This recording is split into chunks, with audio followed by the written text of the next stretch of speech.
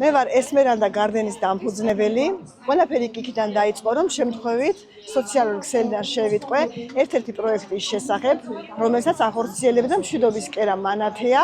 ამ პროექტის ფარგლებში გავაშენე ატმის ბაღი და უკვე ჩემს არსებულ ხილთან ერთად დავიწყე ჩირის წარმოება. არის შავი ქლიავის ჩირი, ჩემი ლოგოთი, ეს არის თაფლი. ბატი-ბუტი ბიოპროდუქტი, რომელსაც ვაწარმოებ ასევე ადგილზე სოფელში, ჩურჩხელა და ბიოლობიო.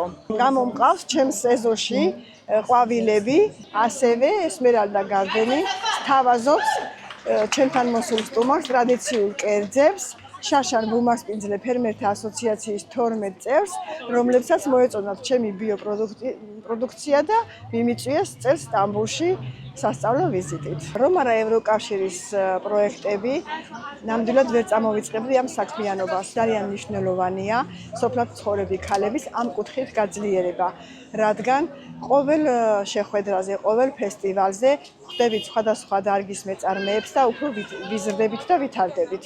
მადლობა ევროკავშირს, მადლობა მშვიდობის კერა მანათეას, რომ 14 ქალს გამყოფი ხაზის მიმდებარე სოფლად მცხოვრებ ქალებს მოგცა საშუალება საკუთარი თავი გვეპოვა.